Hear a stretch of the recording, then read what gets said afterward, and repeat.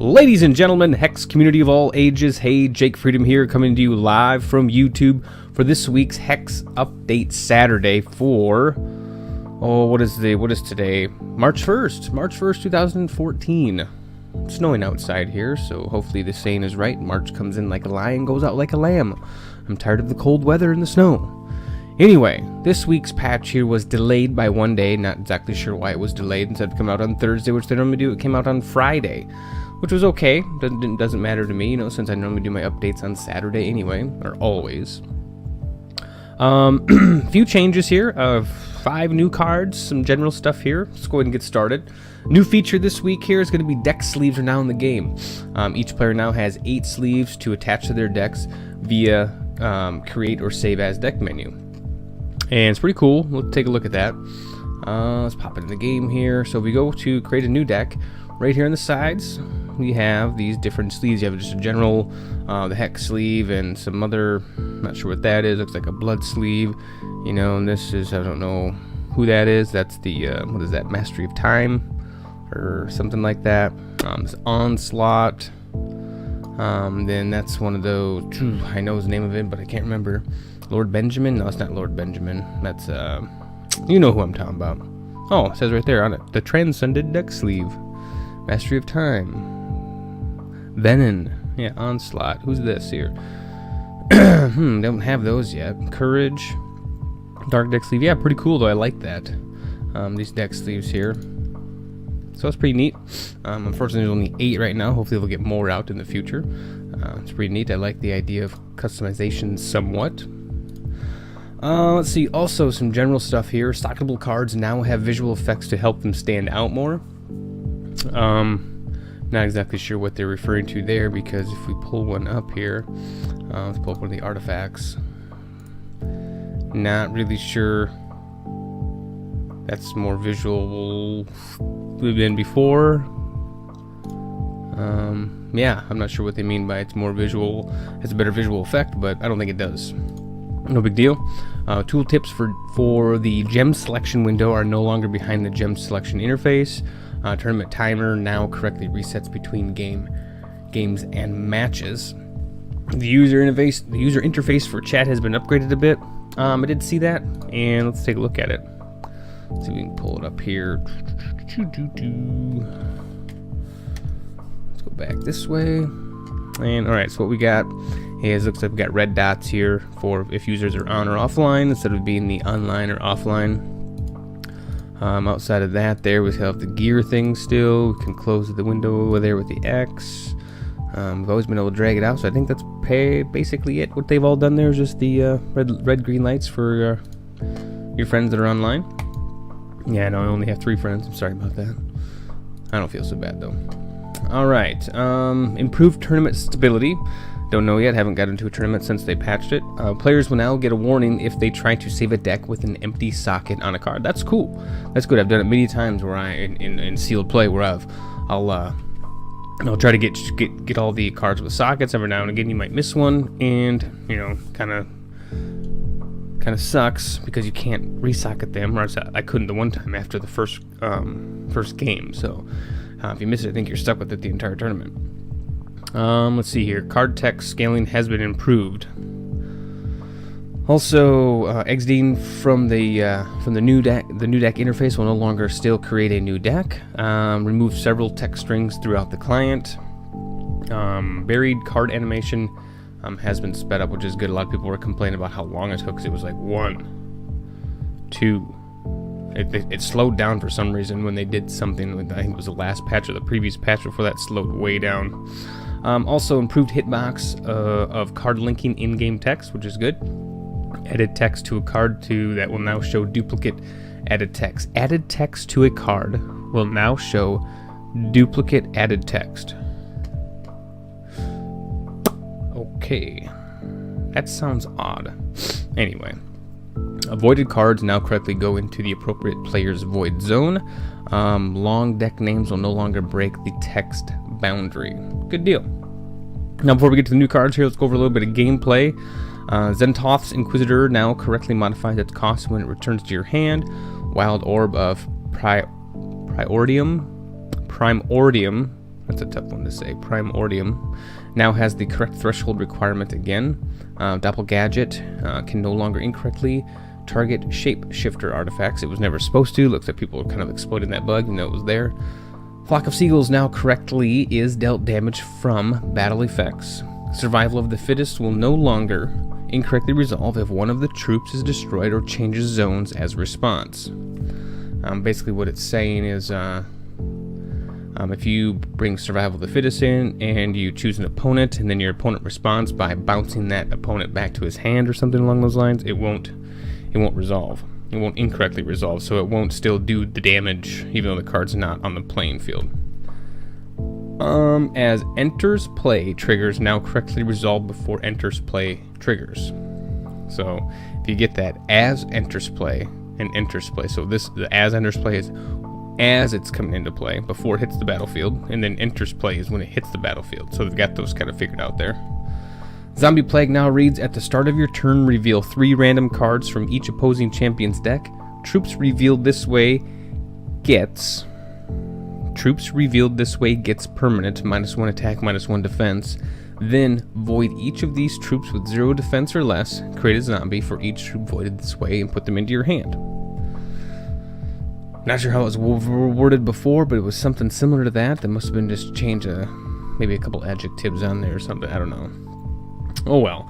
A couple known issues. Spawn of Oath-Yugs. I have no idea how to pronounce that one. Let's just call them Oath-Yegs. Yeah, Spawn of Oath-Yegs. Power is triggering off 9 cards in the opponent's discard pile. And that's a new card we'll get to here. And then Telka, High Cleric, does not work correctly in all cases, such as health gain for Life Siphon. On zoomed cards in the collection, the hitbox of the gem selection button is slightly lower than it should be. And just up here, they were saying that the hitbox for the gems has been fixed. No, they were talking about for the card linking, not the gems yet. Okay. Gem socketing visual effects are not appearing in all cases. On smaller versions of these cards. Whispers can only be seen from the social tab right now, and there is currently no notification that you've been whispered to. So hopefully they get that fixed. I'm sure a lot of people use Whisper back and forth. Alright, that's kind of the new the notes there. Nothing extremely important other than the deck sleeves. I think that's pretty cool. Fixed a couple things. I like it. Alright. So let's go ahead and get started with some of the new cards. Like I said, there's only 1, 2, 3, 4, 5, but there are a couple cards that create a card. So first one we're going to start with here is Bird O'Plenty. And then after the cards here, we'll get to Corey Jones's blog, which is really cool. Bird O'Plenty. 6 cost, 1 Sapphire Threshold, 0-1 Flyer. If damage would be dealt to this troop, draw that many cards instead. Well, I like the mechanic. So if you were to use this guy to block, like, say 10 damage, you draw 10 cards. If you needed 10 cards. So, yeah, I don't know. I mean, you're paying 6 to draw cards. Hopefully you get more than 5 or 6 cards out of the deal. I don't know about this card. I'm not a fan of it. It costs way too much, I think, for being an 0-1 flyer. You know, granted, yeah, you get cards, but man. Yeah, I'm gonna say if this was 4 cost, I think that would be all right. 6 cost though, whew, that seems expensive. So it could pay off, but I mean, you know, you can only hold 7 cards in your hand, and so if you're blocking, 7 damage, and you already have 3 cards in your hand, and you draw 7 more, now you have 10. Now you gotta try to use 3. Hopefully, you have enough resources to do so. If not, you're just gonna be throwing some of those cards away. So this would be kind of a cool card to play around with here, for sure, to see how well we can actually get things to, work if we're on a card draw deck, which Sapphire is all about drawing cards. So, yeah, I wouldn't rate this card too high. I'm not a big fan of it. Not a big fan at all. Next one here is the Telka Orca Gladiator. Now here's the thing about these cards. They put these cards in here with apostrophes in them, but you can't type apostrophes in the search field. So I wish they would stop doing that or allow us to put apostrophes in the search field. So you have to just search for Orca Gladiator in order to find her. Alright, so Telka, Orca Gladiator. 5 cost, 2 ruby threshold, 4/4. And for 3 resources, you can tap her. She battles target opposing troop. When that troop dies this turn, if Telka is in play, transform her into the Telka High Cleric, which is a troop, a 5/5 troop. Your cards and effects deal double damage. Now that is cool, and that's only 5 cost, total of 8. You know, and you're gonna have to wipe out a character, wipe out a troop here. So there's, you know, 1 trade for 1, and then you get this High Cleric, which your cards and effects deal double damage. I mean, wow. And it is unique, so you can't, you know, stack these or anything like that, which is no big deal. But it's odd that it's a common. It's a common card. I wonder if it's supposed to be like a rare or something like that. Well, I guess it doesn't matter since you don't actually have the card. This one here is, so that one's a rare. So yeah, this is an awesome card. I like this one a lot. I think it'll do well in constructed and sealed. I think it'll do well in both. I mean, it's not super expensive. 5/4/4. Yeah, you know, they've seen worse, seen better, but what you get out of it, you know, granted, it is going to cost 8 resources total, and it has to be able to survive, but I think I like it a lot. I like that one a lot. I give 8.5 on that one, definitely. Let's see here. The next one here is Spawn of Othuyeg. I don't know. You tell me how to pronounce this here. I'm just going to call him Spawn of Oath. Spawn. Here he is. Othuyeg. Spawn. Alright, Voided Touch Troop. We've seen a couple of these come out here. This is an uncommon, right? Green's uncommon? Yeah. Green's uncommon. 2 cost, 1 Sapphire Threshold, 1/1 flyer. And when this troop deals damage to an opposing champion, bury the top card of their deck.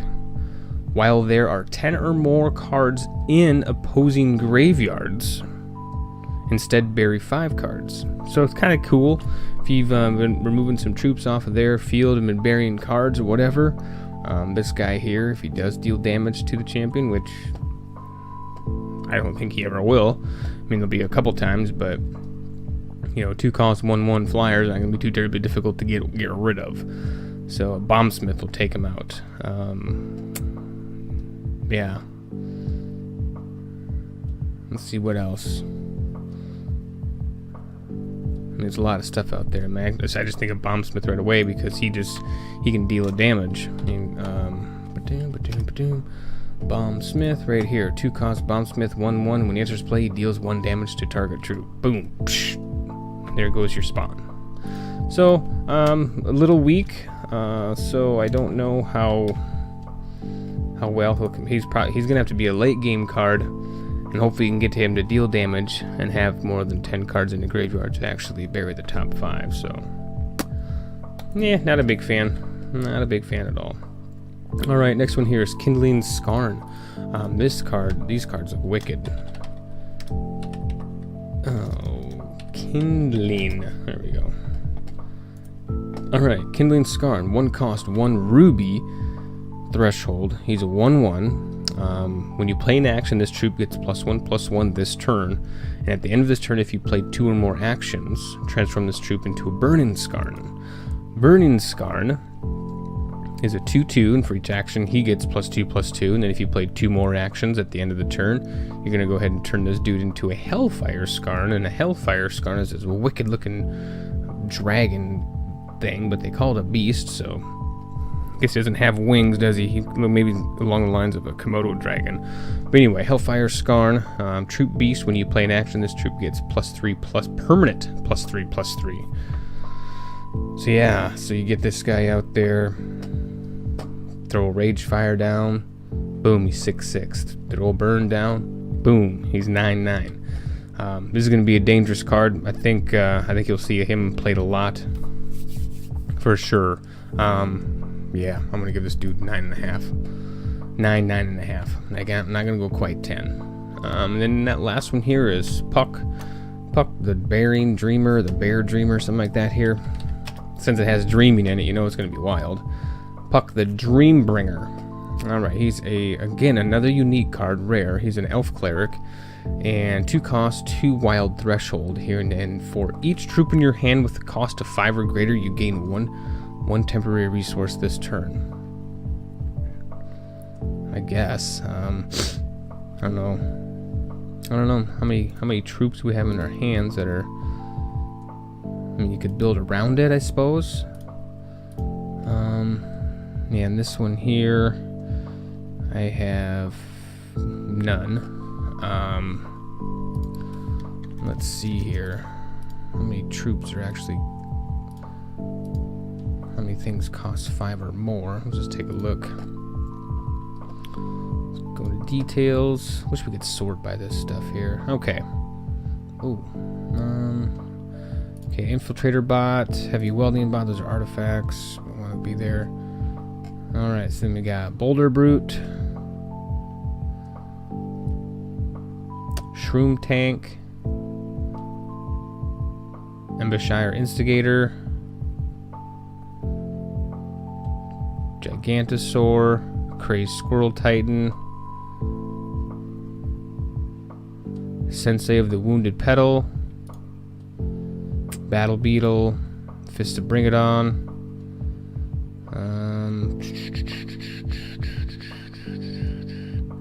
Gigantify. So there are a few cards in here. I mean, it doesn't have to necessarily be just with wild. I mean, it can be with anyone. So yeah, it doesn't have to be with wild. Let's go back there. So if you're playing, you know, another colored deck here, or another color in your hand, it'll also affect that as well, because it doesn't specify down here. It doesn't say for each wild shard card in your hand, so it can be off of any shard color there. So pretty cool. Decent card.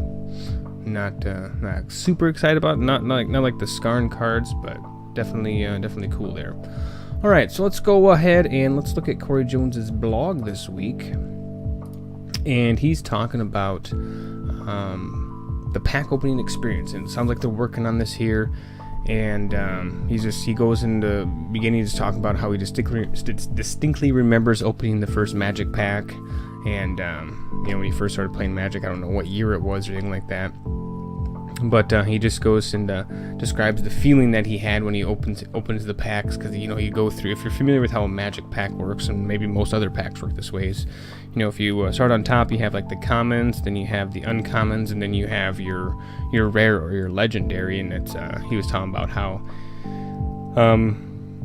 when he finally got to manage to buy his first pack, he tore into it. He was totally excited. Slowly he went through the commons and then the uncommons, and then sweet, he got a control magic. Then he got his rare, and it was a Mox Jet. He was like, what the hell, this sucks, it's like another land card. He said he was pissed. Now if you don't know what a Mox Jet is, I will show you. And Beckett's website here. Okay, if everybody's familiar with Beckett, they grade cards, they sell cards. Okay, if you have a Mox Jet that is a 9.5 on the grading scale, even a 9, even an 8.5. Okay, if it's graded, if it's an 8.5, it's worth $1,500. A mint card, which is grade of 9, is worth $2,500. If it's a 9.5, it's worth $3,500. So yeah, he didn't have, you know, obviously at the time he didn't have any idea what he had in his hand.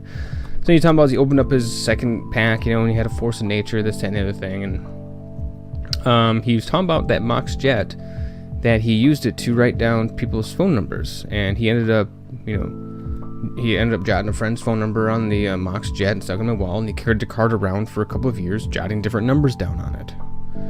On a Mox Jet. Yes, and then finally he ended up selling it, even with all the numbers, to some dude for $125. I mean, it was you could consider that heavily damaged. It was written on, so I mean it's worth still something, but not much.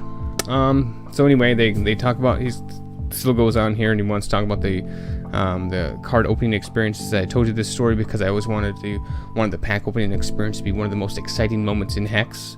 I know firsthand the thrill and significance of tearing into the foil in the packs and seeing what cards you get. And he says, sadly, you know, digital games, we cannot give you the tactile thrill, the tactile experience where you're actually holding on to something tangible. So they have to visually try to represent this, and they actually have a video, and we're going to show that here, and we'll take a look and see how it works out here. Where did we go? Here we go. All right.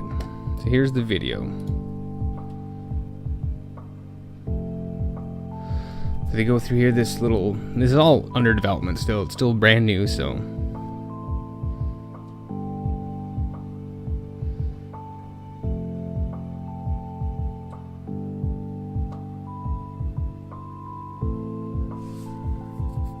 And at the bottom, that's your rare card that you got out of the pack.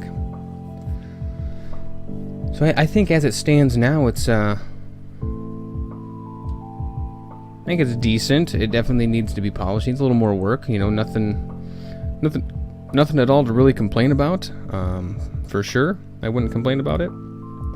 But they'll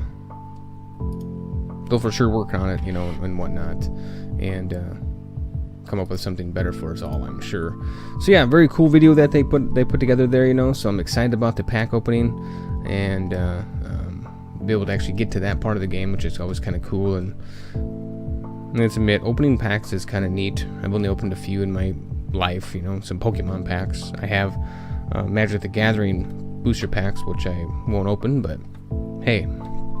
So yeah, he says, keep in mind there's still work in progress. We have significantly more polish, you know, more polishing to do for the final version, including the speed at which the cards load in. Also, the mechanical visage of the woman built into the pack opening altars. The altar is a representation of Kismet, the primal of luck. She and her cute little servant, there's a little owl guy in the side of her, or bat thing with horns. They are intricate part of the world of Entrath, and she'll be telling some story as the game develops as well. Yeah, the art is awesome. It's amazing. Let me just see if we can pull this up here. I'm just sharing the screen real quick. This art is cool. This was done by Tyler James. If you remember it all, they hired him back. Oh, this was a while ago, I think. Let's see here. So yeah, this is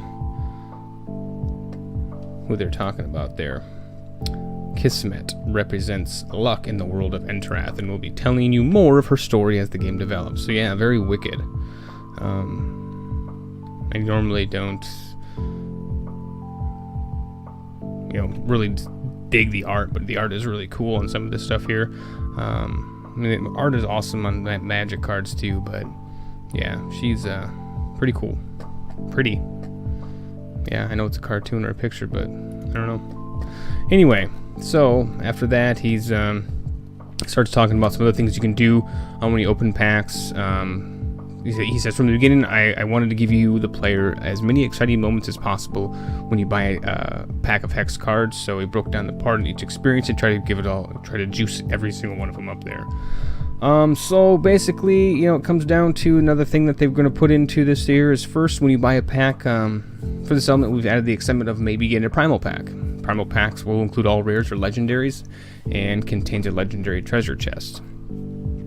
So he's talking about the treasure chests, and the treasure chests, what you can do with those is you can go ahead and spin this Wheels of Fate to determine what type of loot you're going to get in the treasure chest, and Corey himself is going to be in charge of what is involved, or what type of loot is in the actual treasure chest there. He's kind of excited about that. Then he says, but wait, there's more. The prizes from the Wheels of Fate are separate from the rewards in the treasure chests. So